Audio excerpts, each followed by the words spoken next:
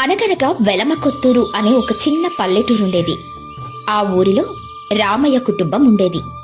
రామయ్యకు భార్య లక్ష్మి, కొడుకు బాలరాజు ఉండేవారు. రామయ్య ఊర్లో మంచి పేరు కలిగిన వ్యక్తి కలవాడు. వ్యవసాయం చేసుకుంటూ కుటుంబాన్ని పోషించేవాడు. ఏంటండి, ఏం చేస్తున్నారు?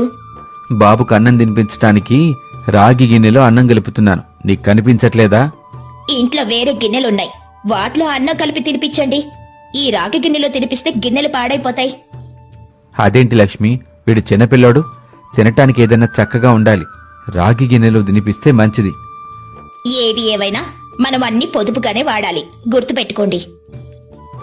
ఇంతలో పక్కింటావిడ సీతారత్నం రామయ్య ఇంటికి వచ్చింది. అబ్బే, మీకు బొత్తిగా బుద్ధి లేదండి. రాగి గిన్నె మన ఇంటి ఆభరణం. పిల్లాడికి అన్నం వేరే గిన్నెలో కలిపి పెడితే వాడికి నష్టమేం లేదు. జాగ్రత్త, పిసినారితనం ఉండొచ్చు, తప్పులేదు, కాని నీ అంత కాదు. అయినా నీకెందుకు ఇంత పిసినారితనం? మన పిల్లోడికి కూడా చూడ్డానికి ఇంతగా ఆలోచిస్తున్నా? నువ్వు అసలు మనిషివేనా? నేను మాట్లాడుతుంది మన కోసమే. ఇప్పుడు మనం జాగ్రత్తగా ఉంటే రేపు వాడి భవిష్యత్తు బాగుంటుంది. మీకు అర్థమవుతుందా? మనం ఇప్పుడు ఏదైనా పొదుపుగా వాడితేనే రేపు పొద్దున్న మనకు ఉపయోగపడుతుంది. అయినా నా మాటలు మీకు అర్థం కావులేండి. ఎప్పుడనే అర్థం చేసుకున్నారు నన్ను? రామయ్య నీ కర్మ అంటూ కోపంగా వెళ్లిపోయాడు బయటికి. ఇక మరుసటి రోజు పొరిగింటి గంగమ్మ రామయ్య ఇంటికి వచ్చింది. అక్కా, ఈ రోజు నా కొడుకు పుట్టినరోజు. కొంచెం పరమాన్నం చెయ్యాలి, పంచదార కావాలి, కొంచెముంటే ఇస్తావా? అయ్యో గంగా, పంచదార అయితే చాలా ఖర్చయిపోతుంది. ప్రస్తుతం పంచదార అయిపోతే కొనుక్కునే స్థితిలో కూడా మేం లేము. ఈ విషయం ఇంకెవరికైనా చెప్తే నవ్వి ఊరుకుంటారు. నువ్వైతే మంచిదానివని చెప్తే అర్థం చేసుకుంటావు అని. గంగమ్మ తన మనసులో, పోయి పోయి నీ దగ్గరకొచ్చాను చూడు, నాదే తప్పు. పంచదార ఇవ్వడానికి కూడా ఇంత పిసినారితనం చూపించడం వెర్రితనం కాకపోతే. పోనీలే లక్ష్మి, ఖర్చు పెరిగిందని చెప్పి ఆ పిల్లడికి ఏ తిండి పెట్టకపోగలవు. జాగ్రత్త మరి. మనం ఆరోగ్యంగా ఉంటే ఏదైనా సంపాదించొచ్చు. అలా గంగమ్మ అక్కడి నుండి వెళ్లిపోయాక, ఈ గంగమ్మ నన్ను తిట్టిందా పొగిడిందా? నువ్వు చేసే పనులకి నిన్నెవరు తిడతారులే. వేటకారం ఆపుతారా? నీకు అర్థమైంది కదా, అదే చాలు నాకు. ఒకరోజు రాత్రి రామయ్య తన భార్యతో ఇలా మాట్లాడుతున్నాడు. లక్ష్మి, మనం ఒకరి కష్టం ఒకరం పంచుకోకపోతే ఎవరు మన కష్టాన్ని పంచుకుంటారు చెప్పు? ఈ లోకంలో మానవతే ఉన్నతమైన దానం. ఒక కప్పు పంచదారిస్తే మనకేమీ నష్టం లేదు కదా. మీరు చెప్పింది బాగానే ఉంది, కాని ఆ మాటలు మన కడుపు నింపవు కదా. మీ మానవతా చూపులు మనకి పనికి రావులేండి. మనం ఎంత డబ్బు దాస్తామో అంతే ఎదుగుతాము, గుర్తుపెట్టుకోండి. అలా కొద్ది రోజుల్లోనే ఊరంతా లక్ష్మి పిసినారని చెప్పుకున్నారు. ఆమెను ఎవ్వరూ పలకరించేవారే కాదు. ఒకరోజు లక్ష్మి పక్క ఊరు జాతరకు బయలుదేరుతుంది. దేవి, పక్క ఊరి జాతర ఉంది, కలిసి బయలుదేరతామా? నేను రావడానికి అవ్వదులే, నువ్వెళ్ళు లక్ష్మి. సరేలే, నేనొక్కదానినే వెళ్తాను. నాకు భయమా ఏంటి? అలా లక్ష్మి నడుచుకుంటూ వెళ్తూ కాళ్ళ నొప్పులతో ఒక ఇంటి దగ్గర కూర్చుంది. ఆ ఇంట్లో ఒక ముసలావిడుంది. ఆవిడ ఇంటి లోపలికి వెళ్తూ బయటకు వస్తూ ఉంది. అది చూసిన లక్ష్మి ఆవిడితో ఇలా అంటుంది. ఏమైందమ్మా, అలా లోపలికి బయటికి వెళ్తూ వస్తూ ఉన్నావు? ఏం లేదమ్మా, మధ్యాహ్న సమయం కావస్తుంది కదా. రోజు ఈ సమయానికి ఎవరో ఒకరికి భోజనం పెడతాను. వాళ్ళు తిన్నాకే నేను నా భర్త తింటాము. అదేంటి అలాగా? నాకు నా భర్తకు కొన్ని సంవత్సరాల నుండి ఇదే అలవాటు. లేనివాడి కడుపు నింపి మేము తర్వాత తింటాము. ఈ వయసులో మీకు అవసరమా తల్లి? సాయం చెయ్యడం అనేది వయసుతో సంబంధం లేదు. ఒకరికి సాయం చేస్తే వచ్చే తృప్తి మనం ఎన్ని కోట్లు సంపాదించినా రాదు. నాకిద్దరు కొడుకులు. వాళ్ల కోసం ఎంతో కష్టపడ్డాం, పెంచి పెద్ద చేశాం. కొన్ని సంవత్సరాల క్రితం మేము డబ్బు సంపాదించిన దానిపైన మాత్రమే దృష్టి పెట్టేవాళ్లం. కేవలం నా పిల్లల కోసమే. వాళ్ళు పెద్దయ్యాక మమ్మల్ని వదిలేసి పట్నం వెళ్లి జీవనం సాగిస్తున్నారు. అప్పుడనిపించిందమ్మా, వీళ్ల కోసమా రాత్రి పగలు అనక కష్టపడుతున్నాం. ఇప్పటికైనా మించిపోయిందేమీ లేదు. మాకు శక్తున్నంత వరకు రోజు ఎవరికో ఒకరికి భోజనం పెట్టాలని నిర్ణయించుకున్నాం. అమ్మా, ఈరోజు నేను మీ ఇంట్లో భోజనం తినొచ్చా? తప్పకుండా తినమ్మా, రా లోపలికి రా అంటూ లక్ష్మి వాళ్ళ ఇంట్లో భోజనం చేసి తిరిగి ఇంటికి పయనమైంది. దారిలో లక్ష్మి ఇలా అనుకుంటుంది. ఈ జీవితం చాలా చిన్నది. బ్రతికున్నప్పుడే ఏదైనా చెయ్యాలి. నలుగురికి సహాయం చేస్తే జీవితం ఎంత సంతృప్తిగా ఉంటుందో ఆ ముసలావిడ వివరంగా చెప్పింది. ఇక నుండి నేను కూడా ఆవిడ దారిలోనే నడవాలి. ఒకరోజు లక్ష్మి, ఈ ఊర్లో నాకు చాలా గౌరవం ఉంది, కానీ నీ వల్ల మరుగునబడ్డాను. పంచే మనిషే గొప్ప మనిషి. ఉంచింది నీది కాదు, పోయింది నాశనమవదు. ఈ ఊరు మొత్తం నిన్ను పిసినారి అంటున్నారు. దానికి కారణం నీ ప్రవర్తనే. నన్ను క్షమించండి, నేను మారాను. ఇంకెప్పుడు అలా ప్రవర్తించను. మీరు చెప్పినట్టే వింటాను. నలుగురికి సహాయం చేస్తాను. ఆ మాటలు విన్న రామయ్య ఎంతో సంతోషించాడు. లక్ష్మి గంగమ్మ ఇంట్లోకి వెళ్లి, గంగమ్మ, నిన్న విన్నాను నీ కొడుకుకు జ్వరమంటగా. తీసుకెళ్లావా దవాఖానాకు? ఇప్పుడెలా ఉంది? తగ్గిందా నీ కొడుకుకు? ఇదిగో నీ కొడుకు కోసం మిఠాయి తెచ్చాను. వెళ్ళాను లక్ష్మి, కాని మందులకు డబ్బులేమీ లేవు. మాకు బతికే భారంగా ఉంది. అయ్యో, దానికేనా? ఎందుకు కన్నీరు పెట్టుకుంటున్నావు? ఇదిగో ఈ డబ్బు తీసుకో. ఈ డబ్బులతో మందులు కొను. నీ దగ్గరున్నప్పుడే నాకు ఈ డబ్బులిద్దువు గాని. ఏది ఏమైనా నీ కొడుకు ఆరోగ్యం ముఖ్యం. ఇంకేది అవసరమైనా నా దగ్గరికి రా. మర్చిపోకు నేనున్నాను అన్న విషయం. లక్ష్మి, నువ్వెంత మారిపోతావని ఊహించలేదు.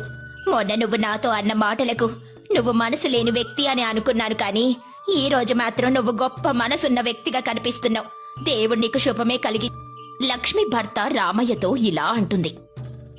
ఎందుకో ఈ మధ్య నాకు చాలా సంతోషంగా ఉందండి. నిజం చెప్పనా లక్ష్మి, నువ్వు ఈ ఊర్లో ఇప్పుడు అందరికీ బిడ్డలా, ఒక చెల్లిలా అమ్మలా మారిపోయావు. నీలో కలిగిన మార్పు వల్ల నాకు చాలా సంతోషంగా ఉంది.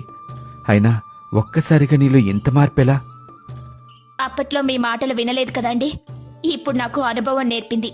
ఒక చిన్న సాయం చేసినప్పుడే మన బతుకు గొప్పదవుతుందని గ్రహించా. జీవితంలో కష్టాలు సుఖాలు వస్తాయి పోతాయి, కానీ మనం సాయం చేసిన సందర్భం మనకి ఏదో ఒక దారిని చూపిస్తుంది. నలుగురికి ఉపయోగపడేలా చేస్తుంది. అయితే ఇకపై మన జీవితం అవసరాన్ని మించి దాచుకోటానికి కాదు, అవసరంలో ఉన్నవారితో పంచుకోటానికి. అంతేనా లక్ష్మి? లక్ష్మి, పిసినారి అన్న ముద్రని నీవే నీ చేతి పనులతో తొలగించావు. నీ మార్పు ఒక్కరినే కాదు, మిగతా ఇంటింటినీ మార్చేలా చేసింది. ఆ విషయం నీకు తెలుసా? అప్పుడే అక్కడికొచ్చిన గంగమ్మ, ఇప్పుడెవరైనా కష్టాల్లో ఉంటే ముందు గుర్తుకొచ్చేది లక్ష్మి పేరు మాత్రమే. ఈ ఊరు లక్ష్మిని చాలా గౌరవిస్తుంది. ఇప్పుడున్న లక్ష్మి పాత లక్ష్మి కాదు కదా, పూర్తిగా మంచిగా మారిన లక్ష్మి. అలా కొన్ని రోజులు గడిచాయి. ఇది విన్నావా లక్ష్మి? పక్కూర్లో కరువు వచ్చిందంట. పాపం వాళ్ళకి తినటానికి తిండి కూడా లేదు. మనం వాళ్ళకి ఏమైనా సాయం చేద్దామంటే మన దగ్గర కూడా ఏమీ లేదు. ఏంటండి, మన దగ్గర ఏం లేవని ఎవరు చెప్పారు? 1 సంవత్సరానికి సరిపడా ఆ బియ్యం బస్తాలు తీసుకుని వెళ్ళి వాళ్లకు సాయం చేద్దాము. ఏమంటారు? చాలా సంతోషం లక్ష్మి, ఇప్పుడే వెళ్ళి వాళ్ళకి సాయం చేద్దాం. పదండి, త్వరగా వెళ్దాం. అలా రామయ్య లక్ష్మి చేసే మంచి పనులు ఆ నోటా ఏ నోటా తెలిసి ఉంటే రామయ్య లక్ష్మిలానే ఉండాలని అందరూ అనుకునేలా చేశారు. వీళ్ల మంచితనంతో ఊరినే మార్చేశారు. ఈ కథలోని నీతేంటంటే, పంచగలిగిన వాడే నిజమైన ధనవంతుడు. పిసినారితనం బతుకును చిన్నదిగా చేస్తుంది, కాని పంచే మనసు మనిషిని దేవుడ్లా గొప్పవాడిని చేస్తుంది. అనగనగా మదనపల్లి అనే ఒక అందమైన మన దివ్య చెప్తే తెలిసింది. మొన్న పుట్టినట్టున్నారు వీళ్ళంతా. అప్పుడే శ్రీదేవికి వాళ్ళ నాన్న పెళ్లి కూడా చేస్తున్నాడా? అప్పుడే పెళ్లి చేసేస్తున్నారా? కాదు, అదే పెళ్లికి సరైన వయసు. మన దివ్యకు కూడా మంచి సంబంధం చూసి పెళ్లి చేసే వయసు వచ్చిందని మీకు గుర్తు చేస్తున్నాను. కంగారెందుకు రత్నం, చదువుకుంటుంది కదా. అయినా నీకు తెలియందే ఉంది, 3 పూటల భోజనాలకి మన సంపాదన సరిపోవటం లేదు. ఇంకా పిల్ల పెళ్లికి ఖర్చంటే ఖచ్చితంగా అప్పు చెయ్యాలి. కొన్ని నెలలాగితే ఇంకాస్త కష్టపడి కొంత డబ్బు కూడా దాచి అప్పుడు మన దివ్యకి ఘనంగా పెళ్లి చేద్దాం. ఎన్ని నెలలాగినా సరే మనం అప్పు చెయ్యక తప్పదు. దాని చదువు కూడా అయిపోవచ్చింది. ఇప్పుడే కాస్త అప్పు చేసి మంచి సంబంధం చూసి పెళ్లి చేసేస్తే 2 సంవత్సరాలలో మన చిన్నమ్మాయి చదువు కూడా అయిపోతుంది. అప్పుడు దానిని కూడా ఓ ఇంటి దాన్ని చేసే బాధ్యత మనపై ఉంటుంది. నేను చెప్పాలనుకునేది చెప్పాను, ఇక ఏం చేసినా మీ ఇష్టం. రత్నం ఇలా చెప్పి వెళ్ళిపోతుంది. ఇంతలో కుండలు కొనేందుకు రంగయ్య అక్కడికొస్తాడు. నాగయ్య, ఓ 10 కుండలు కావాలరా. 10 కుండలే? అన్ని కుండలేం చేసుకుంటావురా? ఏమీ లేదురా, చేసేందుకేమో పనిలేదు. ఎడ్లబండిని పట్టణంలో ఎవరు అద్దెకి కావాలని అడుగుతున్నారంట. ఎడ్లబండి ఖాళీగా వెళ్ళటం ఎందుకు, ఈ 10 కుండలు కూడా తీసుకుపోయి ఎడ్లబండిని వాళ్ళకి అప్పగించి ఈ కుండలు నేను పట్నంలో అమ్ముకుంటాను. సాయంత్రానికి మళ్ళీ నా ఎడ్లబండి మీద ఇంటికి చేరుకుంటాను. నువ్వు భలే తెలివైన వాడివిరా. నువ్వు నేర్పిన తెలివేలారా. పక్కూర్లో బడికి పోయే సమయంలో 4-5 కుండలు అమ్మి డబ్బు సంపాదించేవాడివి. మర్చిపోయావా? నీ ఆలోచనే నేను కాస్త తెలివిగా మార్చానంతే. వచ్చే నెలలో నా కూతురు పెళ్ళుందిగా, అందుకే కాస్త తెలివిగా డబ్బు సంపాదిస్తున్నాను. వస్తాను మరి అంటూ వెళ్ళిపోతారు. అలా ఆ రోజంతా కూతురు పెళ్లి కోసమే ఆలోచిస్తాడు. ఆనాటి రాత్రి భోజనానికి కూర్చున్న నాగయ్య తన భార్యతో ఇలా అంటాడు. రత్నం, పొద్దున చెప్పిన విషయం ఆలోచించాను. మరో 3 నెలల్లో మన పిల్ల చదువు అయిపోతుందిగా. ఇప్పటినుంచి సంబంధాలు చూడడం మొదలు పెడితే అప్పటికో మంచి కుర్రాడు దొరికేస్తాడు. ఇక డబ్బు విషయం అంటావా? నువ్వన్నట్టు ఎలాగైనా అప్పు చేయక తప్పదు. పెద్దమ్మాయి పెళ్లి తర్వాత చిన్నమ్మాయికి పెళ్లి చేసేలోపు కష్టపడి అప్పు తీర్చేద్దాం. ఆ తర్వాత చిన్నమ్మాయి పెళ్లి సంగతి ఆలోచిద్దాం. ఏవండి, ప్రతి నెల మీరు ఇంటిని నడిపేందుకు కొంత డబ్బును లెక్కలు వేసి నాకిస్తారుగా. వాటిని జాగ్రత్తగా ఖర్చు చేస్తూ ఎంతో కొంత డబ్బును మిగులుస్తూ వస్తున్నాను. డబ్బు ఎక్కువగా ఉన్న ప్రతిసారి కొంచెం కొంచెం బంగారం కొంటూ ఉంటాను. మీకు తెలుసు కదా, ఆ బంగారం సరిగ్గా 20 తులాలయ్యింది. ఏంటి, నిజమా? అవునండి. అందులో 10 తులాలు మన దివ్యకు, మరో 10 తులాలు మన చైత్రకు అని అనుకున్నా. కనుక మనకు బంగారం కొనే శ్రమ తప్పింది. కానీ కట్నంగా ఇచ్చేందుకు రూపాయి బిళ్ళ కూడా లేదే. ఆ డబ్బులు మాత్రం మనం ఎక్కడో అప్పు తీసుకురావాలి. నాకు చాలా శ్రమ తప్పించావు రత్నం. నిజంగా నిన్ను మెచ్చుకోవాలి. ఎప్పుడూ పిసినారి దానిలా ఖర్చు పెడతావనుకుంటూ విసురుకునేవాణ్ణి. కానీ నువ్వు ఇలాంటి అద్భుతాన్ని సృష్టిస్తావని అనుకోలేదు. ఇక అమ్మాయికి సంబంధం చూడడం మొదలు పెట్టాలి. మళ్ళీ వేరేగా సంబంధం చూడడం ఎందుకండి? మీ అక్కగారి కొడుకు సురేష్ లేడు, వాడైతే మన దివ్యకు సరైన జోడు. నీకు మతేమైనా పోయిందా రత్నం? మనం ఇచ్చే కట్నానికి నా కూతురికో ప్రభుత్వ ఉద్యోగస్తుడే వస్తాడు. వీడేమో చెప్పుడు మాటలిని చిన్నప్పటి నుంచి పెంచుతున్న నన్నే కాదనుకొని పోయాడు. ఆడికి నా కూతురినిచ్చేదే లేదు. చెప్పుడు మాటలని మీరే అంటున్నారుగా. వాడు తప్పు వాడు తెలుసుకొని బాధపడుతున్నాడు. తల్లిదండ్రి లేని అనాథ కదా. చిన్నప్పటి నుండి మన ఇంట్లో మన కళ్ళ ముందు పెరిగాడు. ఎలాంటి చెడు వ్యసనాలు లేనివాడు. వాడికంటే మంచి సంబంధం మన దివ్యకు ఎక్కడ దొరుకుతుందండి? రత్నమల అనేసరికి నాగయ్య మనసు కరుగుతుంది. వాళ్ళ కూతురు దివ్యకు సురేష్తో పెళ్లి జరిపించేందుకు సర్వం సిద్ధమవుతుంది. ఎంత మేనల్లుడైనా సరే, రూపాయి కట్నం వద్దంటన్నా సరే, తగినంత డబ్బు వాడి చేతికి ఇవ్వకపోతే ఎలా బతుకుతాడు? నా కూతుర్ని ఎలా పెంచుతాడు? మీరేం కంగారు పడకండి. మనమిచ్చే కట్నంతో వాళ్ళు ఏదో ఒక చిన్న దుకాణం పెట్టుకుంటారులేండి. కానీ వాళ్ళకి కట్నం ఇచ్చేందుకు నా దగ్గర ఏమీ లేదు. పట్నంలో మా పెద్దనాన్నగారున్నారు. అతని దగ్గరికి వెళ్తే నాకు అప్పు దొరుకుతుందేమోనని ఆలోచిస్తున్నాను. ఎంత కాదనుకున్నా ఓ 50,000 అయినా తీసుకురావాలి. 10,000 రూపాయల ఖర్చులకి మిగతా 40,000తో ఓ ఇంటిని కొనుక్కొని చిన్న దుకాణం పెట్టుకుంటారు. మరింకెందుకు ఆలస్యం, ఇప్పుడే బయలుదేరండి. అలా చెప్పి పట్టడన్నం ఓ డబ్బాలో కట్టిస్తుంది రత్నం. ఆ డబ్బాతో పాటు ఓ 10 కుండల్ని ఒకదాని మీద ఒకటి నిలబెట్టి వాటిని పడిపోకుండా జాగ్రత్తగా కట్టి తన తలపై పెట్టుకుంటాడు నాగయ్య. ఇదేంటండి, ఇలా వింతగా 10 కుండలు ఒకదాని మీద ఒకటి పెట్టారు? పడిపోవా? పడిపోతే ఆ మట్టి నేరుకొని వస్తానులే. ఒకవేళ పడకపోతే నీలా వింత చూసేందుకు వచ్చిన వాళ్ళంతా నా దగ్గర కుండల్ని కొంటారు అని చెప్తూ అడవి మార్గం గుండా పట్నం బయలుదేరతాడు నాగయ్య. నాగయ్యను చూస్తున్న వాళ్ళంతా ఆ కుండలను అలా ఎందుకు పెట్టాడా అని ఆలోచిస్తూ అతన్ని ప్రశ్నిస్తూ ఉంటారు. ఓ బాబూ, అదేంటి ఆ కుండల్ని అలా నిలబెట్టావు? పడిపోతే? పడిపోయినా సరే ఎరగనంత గట్టిగా తయారు చేశానండి వీటిని. అసలు ఇంత గట్టిగా చేశాను కదా, విరుగుతాయి లేదో అని పరీక్షిస్తున్నాను. అవునా? అంత గట్టిగా ఉంటాయా నీ కుండలు? అయితే నాకు 2 కుండలు ఇవ్వు. ఇంతకీ ఒక్కొక్క కుండ ఎలా అమ్ముతున్నావు? మామూలు కుండలు ఎంతవరకు అమ్ముతానో ఈ కుండలు అలాగే అమ్ముతున్నానయ్యా. 2 రూపాయలే. అయ్యో, వట్టి వెరుబాగుల వల్ల ఉన్నావే. ఇంత కష్టపడి తయారు చేసావు, అంత కష్టపడి మోస్తున్నావు. కుండకు 3 రూపాయలన్నా తీసుకో, తప్పులేదు. ఇదిగో 6 రూపాయలు, నాకు 2 కుండలు ఇచ్చేయ్. ఇలా నాగయ్య వెళ్లే దారిలో అతన్ని చూసిన వాళ్ళంతా తన కుండలు కొనుక్కుని పోయేవారు. అడవి కూడా చేరకముందే తన కుండలు అమ్ముడుపోవడంతో మళ్ళీ నాగయ్య వెనక్కి చేరుకుంటాడు. ఇందాకలాగే మళ్ళీ కుండలను ఒకదానిపై ఒకటి కట్టుకుని అడవికి మరో మార్గం గుండా పోతాడు. ఈసారి అంతకంటే త్వరగా తన కుండలన్నీ చెల్లిపోతాయి. ఏంటండి, పట్నం పోతానని చెప్పి ఎక్కడెక్కడో తిరిగి డబ్బులు తీసుకొని వస్తున్నారు? ఈ ఒక్క పూట్లోనే నేను 500 రూపాయలు సంపాదించాను. మళ్ళీ ఇలాగే కుండల్ని పట్టుకుని పట్నం వెళ్తాను. అక్కడ కూడా కుండలు నమ్ముకొని డబ్బు చేసుకొస్తాను. ఇలా చేస్తే మన అప్పు ఎంతో కొంత త్వరగా తీరచ్చు కదా అనుకుంటూ నాగయ్య మళ్ళీ కుండల్ని కట్టుకుంటూ ప్రయాణం మొదలు పెడతాడు. ఈసారి 10 కుండలు కాస్త 25 కుండలయ్యాయి.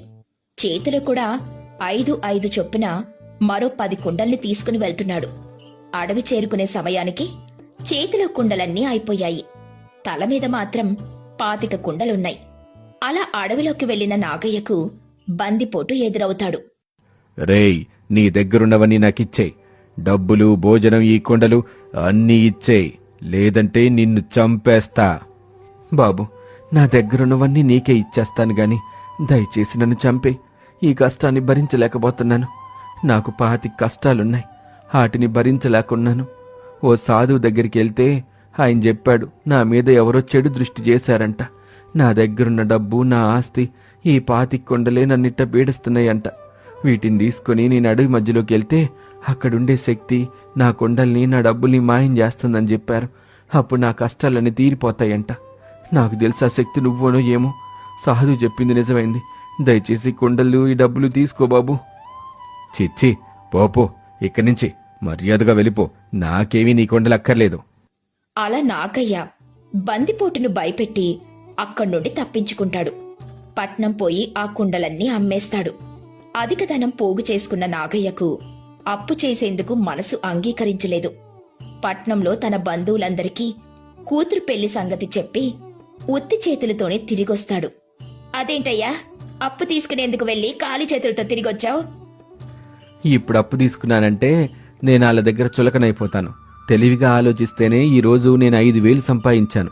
ఇలా ఓ 10 రోజులు తిరిగితే చాలు. మనం అప్పు చెయ్యాలనుకున్న డబ్బు కూడా సులభంగా మనమే కష్టపడి సంపాదించేసుకోవచ్చు. అలా తెలివైన ఆలోచనతో ఆ కుమ్మరి కూతురు పెళ్లి ఎలాంటి అప్పు లేకుండా ఘనంగా జరిపిస్తాడు.